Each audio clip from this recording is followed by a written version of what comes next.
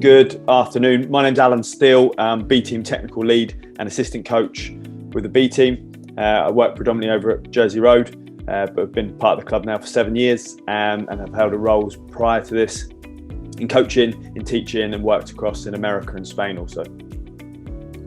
Hi everyone, I'm Kate M. Graham. I'm a member of the LGBeets fan group. Been a Brentford fan forever and a season ticket holder for the last 8 years or so.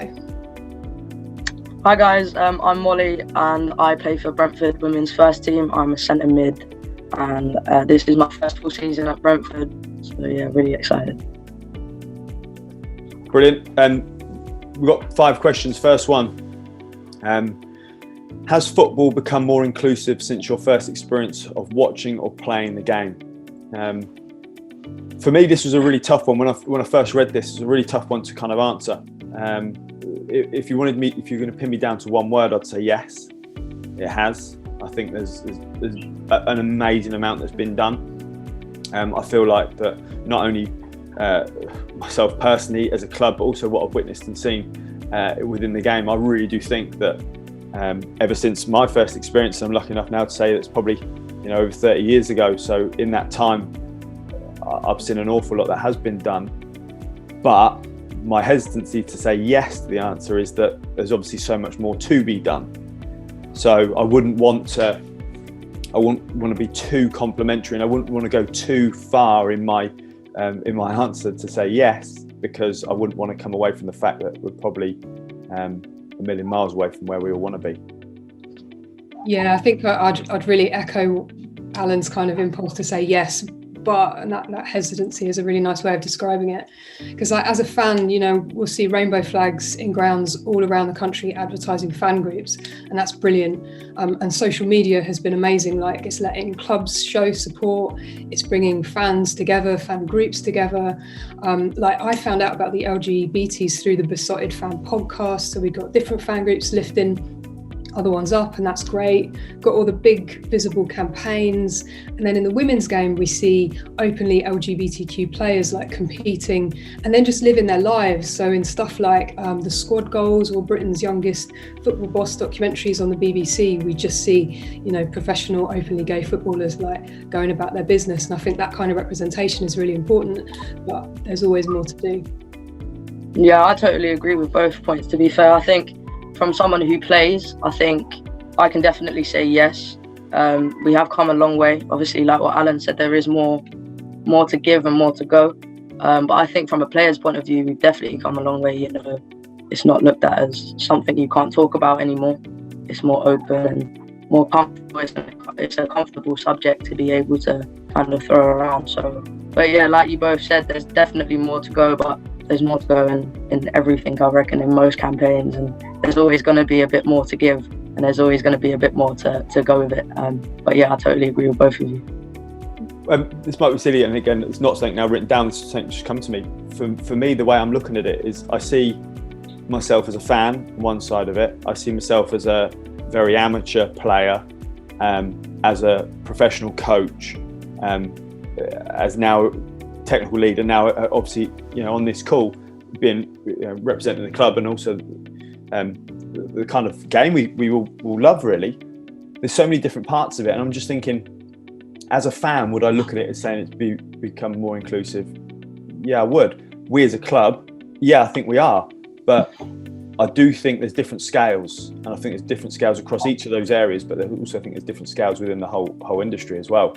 And I don't know whether or not enough of the stronger voices are doing enough to support those guys who might need more resources, more support, or maybe need a bit more education on the matter. I don't know, to be honest. Yeah, I totally agree with that, actually. Like, especially with the more education on it, it's a conversation that comes up. We have our LGBT month and stuff like that. But hopefully it doesn't get just pushed aside after the month is done. Get more education out about it being more than just a month and more to players than just a Rainbow Laces campaign. But yeah, I think education on it is definitely needed. But like you said, like we all said, there's always more to push. There's always more to push, and education is one that we could push. Yeah, definitely. And I think it's super important to understand that like that education is going to look different for players, for staff, for coaching staff, you know, for fans, etc. And it's, I think being aware of that is really important. How do you see it, Kate, as a fan? In terms of whether or not it's better? Yeah, and as a club as well. Yeah, I mean, I think the club is doing, I mean, again, I'm going to do that, yes, but but I think that was my bit. I know, we've all nicked it. It worked very well. But I think that the club has done some really good work in like going a little extra step. We've got like the big campaigns, and then you can see the club like pushing it a little bit further, which I think is really, really great and really important. And I think the work that like fan groups are doing as well is super important. And I think it's always nice when you see the club step in to support the fan groups doing the work. Okay. I think then when it looks linked up, then that starts to look really powerful. But actually, maybe this is a good point to jump onto question number 2. So are clubs and authorities doing enough to help combat abuse and hate within the game? And what impact do campaigns like Football versus Homophobia and Rainbow Laces have on the game professionally and then at a local level? So again, I think like we can always do more. I think Rainbow Laces is a brilliant campaign. As a fan, it means that like I can signal my queerness, or like my mates can signal that they're allies in the ground on those days in ways that feel safe. And it's excellent, as I just said, when the club go that little extra mile. So the last Rainbow Laces game at Griffin Park, the LGBeets got to take the giant number off on the countdown. And there was just this visibility of the group, promotion of the work. And that's just brilliant, because again, it meant that there was sort of linked up support, which just felt really, really nice, really powerful. But again, and Molly's just sort of said this, but big campaigns are great, but sometimes they make it like a special event. And it's like, all right, this is what we care about in February. And if you want to make change, that change it's got to be ongoing, it's got to be rolling. So I think in terms of what the club are doing, as a gay fan, seeing the Be Together video playing in the new grounds like regularly, seeing it on TV in the new grounds regularly is really great, because to me what that says is not like, oh yeah, you're welcome here today on Rainbow Laces Day. It says you're welcome here, like full stop. Yeah, 100%. Like I totally agree with that actually. And it was something I was going to pick up on, and being able to shadow that around the ground is amazing. And I think as a fan as well, I think the club in a whole is so welcoming of things like that. And there's not much, especially I feel personally around the women's side of it, from like the women's football team point of view. The Rainbow Laces campaign is amazing, and we love doing it every year.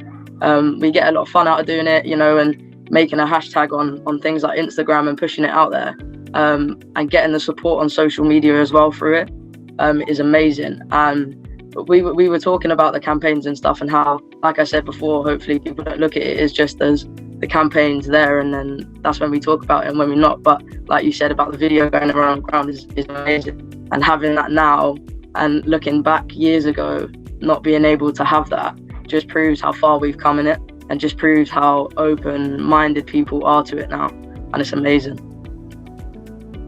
It's interesting listening to kind of the perception you guys have on it also, and I'm just trying to think now what it must feel like for the players and the staff at Jersey Road. So when, let's take the Rainbow Laces campaign, and when that happens, that game, obviously there's emphasis on it. And I think the club are great at adding that next bit in, where it is that constant reminder and constantly pushing the message. But almost my fear is it just something that gets rolled out and then you roll the carpet back in again and it's saved for the next year? And is it for those guys who are representing us on the pitch on Saturday for the men's team, you go in, right, it's today, this is the game today where we're going to focus on it. Okay, let's put it back now. And then next week it's, well, okay, it's this. So it does actually, I don't want to take away from any kind of particular topic or subject, but does that just, it's one big focus on this game?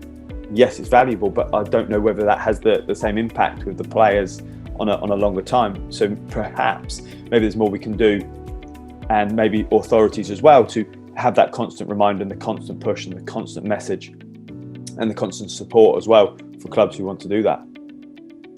Yeah, definitely. And I think that question of support is like really important, because if you throw all your support into something like the Rainbow Laces, that's great. But it, because there's always the next thing coming, whether that's a big campaign or the next big game or whatever, it does. I think the danger is it does just like drop off the radar, or we're on to the next thing before we've really considered the full impact of what the Rainbow Laces campaign might mean, like really considered it. So. Yeah, that actually connects with the next question. So the next question is, what can individuals do to help support the LGBT plus community? So for this one, I think like we were talking about with the campaigns and what you both said is so accurate about, campaigns get pushed out, any campaign gets pushed out, and it's there for the week, and then the next game comes in and the big focus is left. But I think many individuals, whether it be in your team, whether it be in your support group, in your management group, or whether it be the fans, I think individuals are pushing for the campaigns to keep going. And like with the Rainbow Laces campaign, individuals deciding and choosing to wear the Rainbow Laces for a week is individuals pushing to help support it. And I have friends in the team, and as someone who's like quite comfortable with their sexuality, I have friends in the team who are straight and they wear the Rainbow Laces, and they're allies of LGBT community, and that to me shows so much support and so much comfort, because it's like they don't have to do that, but it's their decision to do it, and that's their support to do it. And I think I appreciate that on an individual level, and for them to do it as well. I really thought this was an interesting question, because I started thinking what each individual culturally, what they would and wouldn't know, what they can and can't accept, what they can and can't support, and how the culture of football is something obviously we're trying to challenge and change and trying to support and improve. But actually, what about personally? What about their family culture? What about their religious culture? What about the local community? So actually, how much of that comes together and how much that has an effect on everything else that happens. Kind of me personally, when I saw this and I thought of what can individuals do, straight away I thought of myself. And I thought, right, if someone asked me the question now, what more can I do? Or that would test me, that would challenge me. But actually, I think maybe it's, you just mentioned there, Molly, was about becoming an ally, being supportive, understanding and educating myself, so that if I needed to have that conversation, or if I needed to kind of raise awareness myself, if someone asked me the question, why are you wearing those rainbow laces? What's the reason for that? Why is it that you're going through this conversation about football versus homophobia? What is it? I can come with a bit more of an informed answer, and also I can almost form my own opinions. So it's to trigger maybe someone to say, go away and do a little bit more reading. You bring someone in, let's have a chat about it. Let's create an area where maybe 2 or 3 or 4 of us internally in the office stick it as a meeting agenda on, in our morning meeting. Bring it up, raise awareness. Let's see what people's thoughts are, and let's see if we can not only support but also challenge those thoughts that maybe not as supportive or informed as we like to think they all are.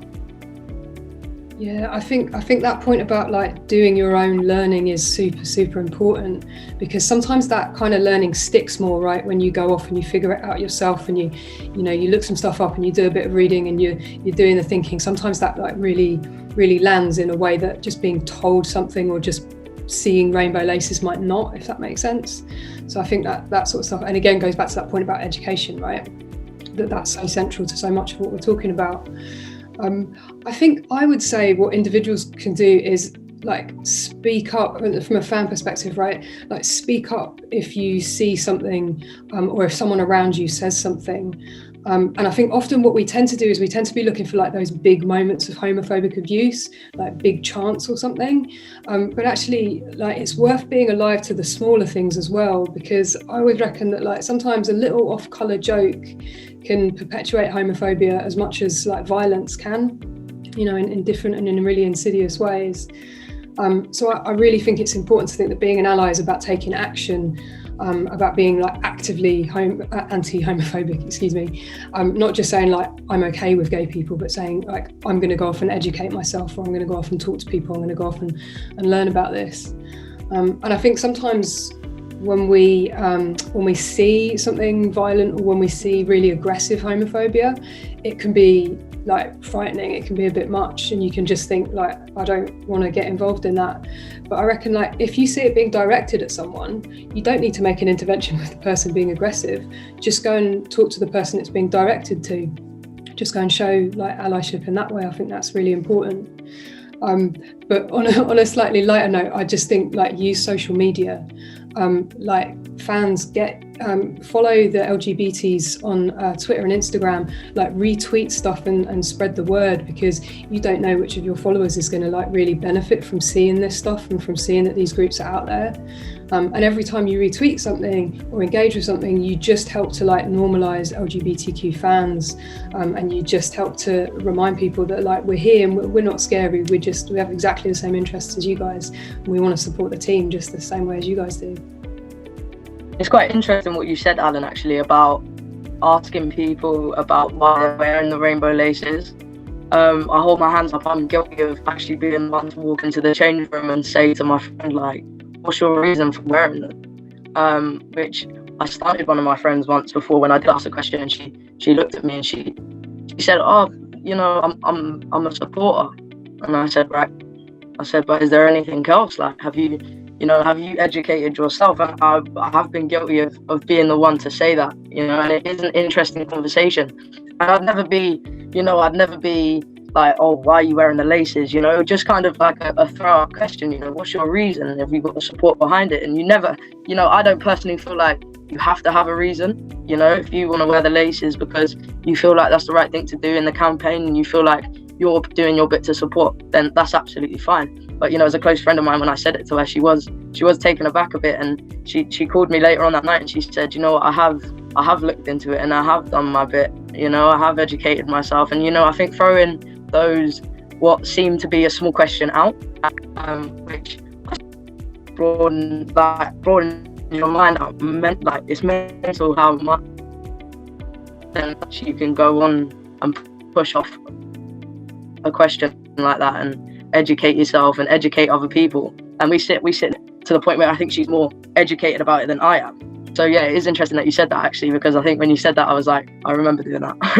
I'm actually going to educate myself a little bit more on the back of this, just in case you question me. Next time I see you. Yeah, I know. Don't do it now, please. We're recording this. But no, honestly, even now I'm just thinking that's a really nice one to say. You know, what if Molly asked you a question? Oh yeah, you know, I might need that. Yeah. It is one, you know, it is a question that you can just throw out and you are a bit stuck. I reckon I would be quite stuck as well, to be fair. So I don't blame you, to be fair. It is a tough topic. Yeah. Okay, one of the things I've just taken from what you said a moment ago was about, I remember being, and I'm going to come on to another question in a minute, have you witnessed any homophobic abuse? You mentioned something there about going to the person who's aimed at as opposed to the person saying it. So it's funny because a lot of the time I always go the other way. You want to challenge that person. You want to go, oh, hold on a second, you can't say that, you can't do that. Or actually you're going, who's the subject here? Who's the target? Who's the person actually we're not giving that attention to? We're allowing someone to say something. Yeah, we might be challenging it, but is there another story you need to concentrate on? So yeah, question 4 was, have you witnessed any homophobic abuse at football matches or while playing, and how did you make it feel? Or how did you make you feel? So for me, the answer is yes. 100% yes. While I've been at football matches, been around changing rooms, playing. Yes, it's an easy answer. This happens. It still happens, and it's going to continue to happen for a long time, because unfortunately that's where we are right now.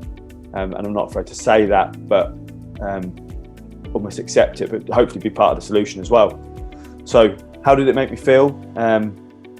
When I was younger, you kind of go along with a lot of things. You don't understand the impact. You don't understand the importance, not only to yourself, your own values, but also, you know, those around you. So probably when I was younger, it didn't have the same impact it did today. And in more recent history, I've kind of now grown to a point where actually it makes me feel uncomfortable. It makes me feel uncomfortable that can come from someone's voice, that can come from someone's mind, that can that can be communicated to another person. So I have been able now, and I'm lucky enough to say that I'm able to, in the right context, stand up to those moments and challenge it. Probably what I have learned is what I just mentioned there a minute ago, Kate, about now maybe I need to do a little bit more about understanding the thoughts and feelings of others and where that actually has been targeted to. I mean, I think always stand up to it if you see it, definitely. But I think it's so important just to think about, like, where is this being aimed and what's happening with that person and how can we support that person? But yeah, to answer the question, like, yes, I have witnessed homophobic and transphobic abuse at football matches. One incident sort of springs to mind from a couple of years ago at an away game where a couple of fans were giving one of the stewards just throwing some really, really awful aggressive abuse at a steward. And it was, I mean, it made me feel quite frightened because it was really aggressive. And I was there with my then girlfriend and I was like, I feel awkward because I'm like visibly gay. Where's this going next? And so I kind of froze in that moment because of that fear. But my then girlfriend did not. And when we were leaving, got up in these blokes' faces and was like, that was out of order, what are you doing? And the rest.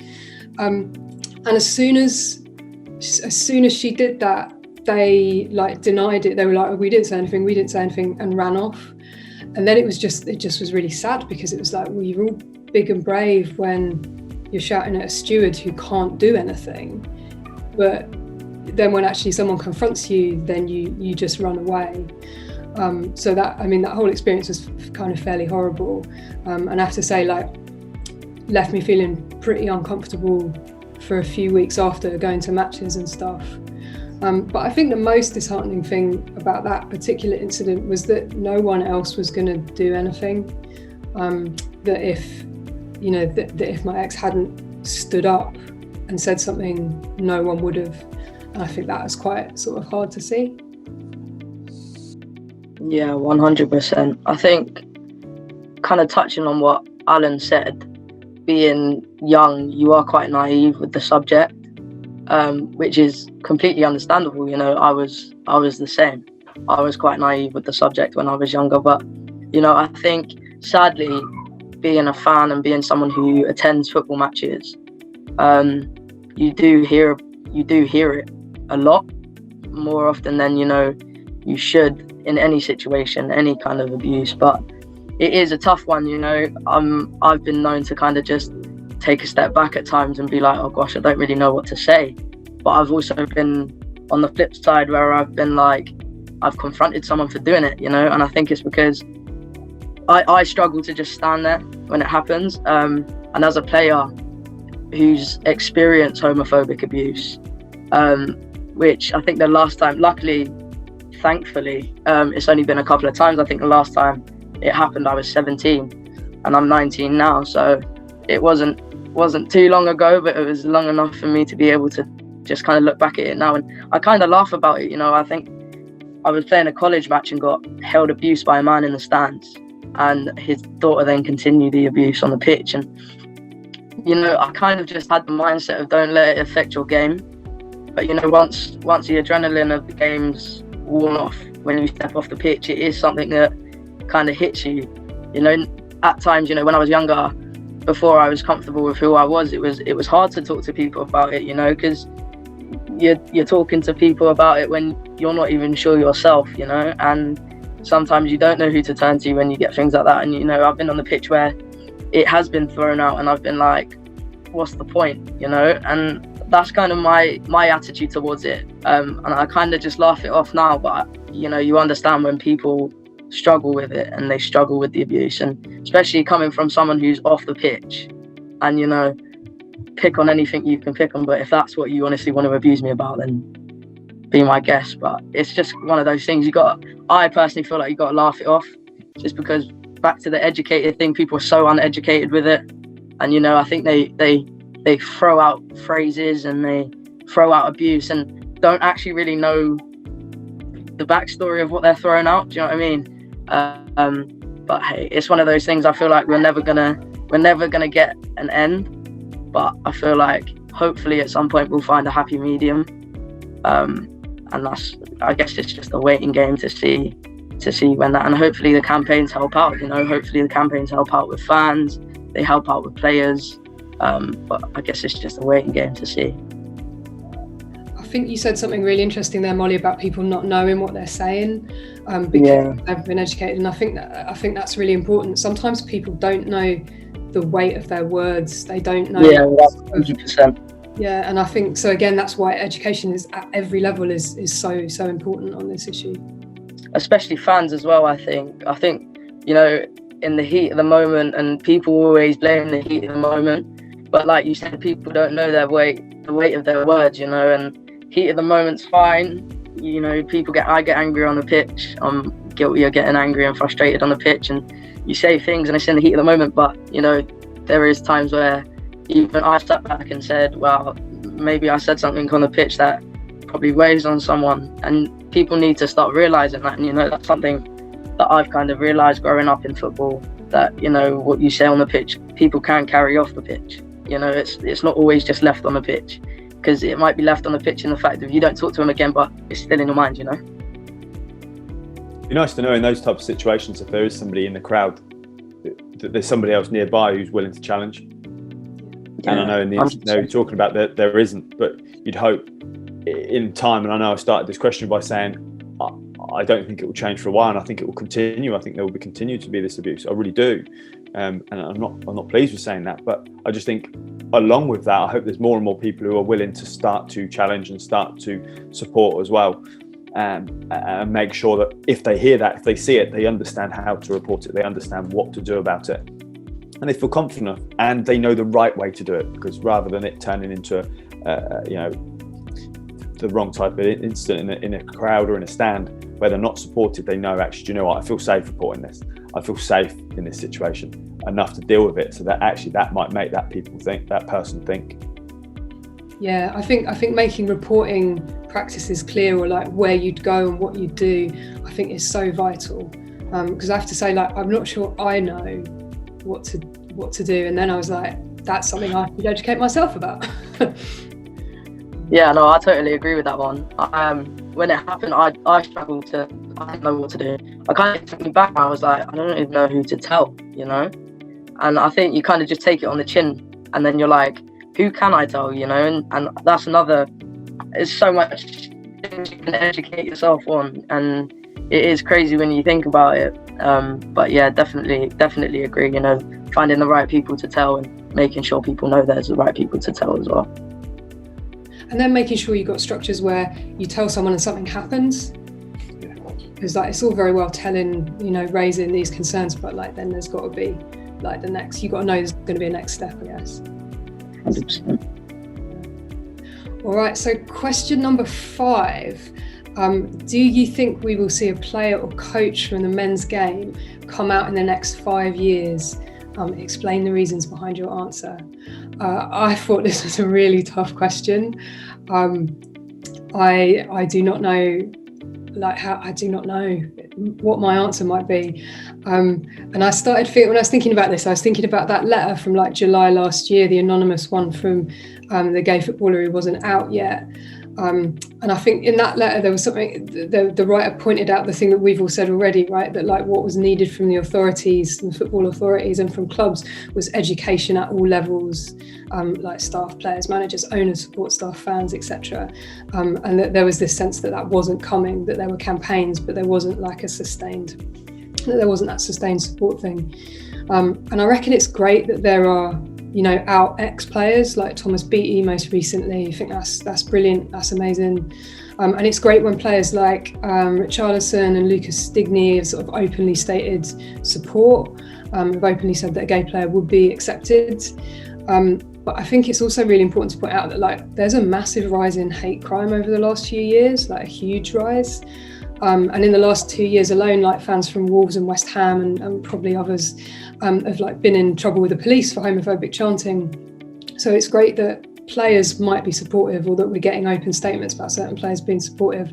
But I think the question of fans and you know, jumping off from what Molly said about abuse you might get from the stands and how that might hit, I think, you know, some fans are huge allies and are doing amazing work, and that's brilliant, and like massive respect for that, but not everyone is. So I guess to actually answer the question, I wonder if it's more likely that like a coach or a member of the backroom staff might be more likely to be openly gay in the next 5 years, because maybe that's a slightly easier position to do that from. But I don't think a player in the men's game will, no. Yeah, no, I totally agree with you on that one, to be honest. I think it's such a stigma around it in the men's game, massive. Like, and I'm honestly and truthfully, I'm gonna hold my hands up and say, I think if I was a man in the game and I was gay, I don't think I would come out and be out, because it's a scary thing to do, you know. I have a very supportive family. I still found it scary, you know. And I think in the men's game, there's so much media coverage. You know, you're playing in front of thousands and thousands of fans who hail abuse at you constantly, you know, whether you're good, bad, or in the middle. But, you know, me and my dad were talking about it this morning. My dad said, I think there will be a player that comes out as gay in the next 5 years. And my mum was like, yeah, but I really don't. And like you said, I really don't know how to answer that question and give you like a solid response, because I can't say yes and I can't say no. You know, I'm like hopeful that there will be someone, and hopeful, you know, that might be a push and that might be a kickoff. But then I'm like, in reality, will there, you know, will someone take that jump? Will someone take that step? But like I said, I think if I was in the men's game, no chance. There would be no way I would have the bravery to do something like that. And I think it is the courage, it is the bravery of doing something like that. And, you know, digging deep and finding that is tough in the normal world, let alone in a professional environment, you know. So fair play if someone does, but I hold my hands up and say I honestly do not know. I do not know how to answer that one. I found this one interesting, really interesting, and I think in some I could be confident to say yes or no or maybe. In this one, I really don't know. The one thing I did think about was the person who does, or who kind of gets to the point where they're thinking about it, they've stayed in the game and are still in the game. Because how many people have actually decided to leave the game because they didn't like the environment or the culture that they were a part of? So again, I'll never know. I don't think we'll ever know, but I'm sure there's people out there who have said, you know what, I didn't want to stay in football. I didn't want to stay as part of that team. I didn't want to stay as part of that industry. And they've therefore gone elsewhere and either played another sport, another job, whatever it is. But we've lost that opportunity there for a player to be part of our game for reasons that shouldn't still be in effect, because they weren't comfortable in the surroundings. So will someone come out in the next 5 years? Good luck to them.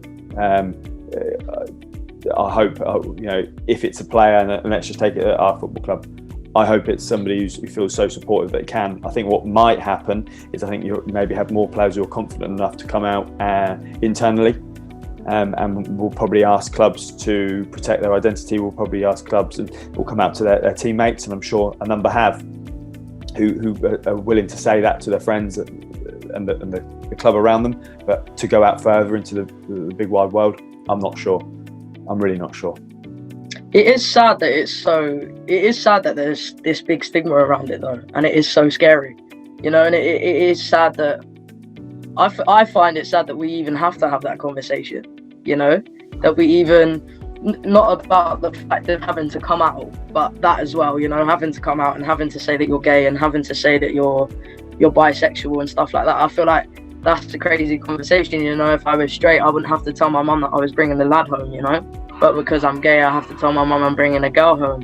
So it is scary, and it's the same in the professional world, you know. People feeling like, you know, if they feel like they have to come out, then they do. But being scared to come out and being nervous about it is sad, you know. And hopefully, like we said earlier in the chat, hopefully we get to a point where it's not like that. It's no one scared to come out, and it's just a normal conversation. or however you want to define normal, and it's just a normal conversation, and you can have that conversation with people where it flows out normally and people don't even bat an eyelid. And I hope that we get there, not just for women but for men as well, because I feel like it's easy. I find it easier as a woman to talk about being gay than I know that I have gay friends who are male who find it very difficult to have that comfortable conversation. But hopefully we get to a point where it is just a normal conversation. But it is sad that it's scary and people have to have these conversations. Yeah, and it's sad as well it's sad to think about all the great gay footballers who might have been, right?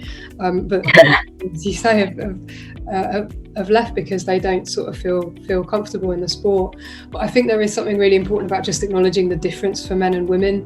That like, I'm not saying it's easy for women, it's not.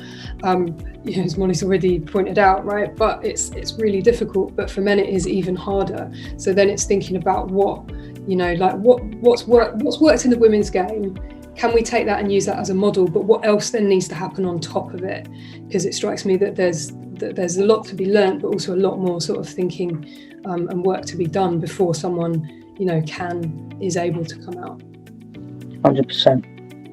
I think it's really interesting. We work so hard, and the staff here work so hard at giving the players the best possible environment to perform to their maximum.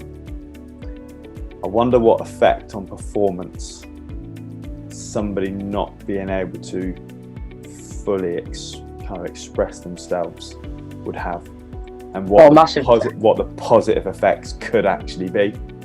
Oh yeah, massive effect, 100%. Like I'll hold my hands up and say, like I feel like, being comfortable in yourself around people like your teammates and your coaches. I have an amazing relationship with my coaches and management team. So do the rest of like the girls, and your friends know you and you know yourself, but being able to be comfortable in the change room of them knowing, when they knew that I was gay, I feel like personally it does affect your performance. When I come out, it's a weight lifted off your shoulders, and when people say that, I don't think they really understand until it happens.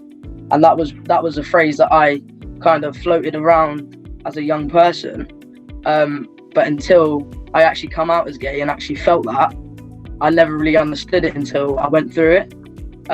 But like you said, whether it, being able to express themselves, definitely after I come out as gay and, I felt more comfortable around my teammates, I felt like I could express myself on the pitch and I could express myself off the pitch, and I was 10 times more comfortable than I was before. But it is interesting, it is interesting talking to other players about that as well, and seeing whether they feel like they can express themselves differently after like coming out, or after saying something that they feel more comfortable with, being out there instead of being inside, Yeah, I think having the freedom to like be who you are and express yourself is a really, really powerful thing, and to be able to bring that to, because there are gay footballers, right? They probably they're just not out. To be able to bring that to them would be like a really powerful thing, I think, to be able to do.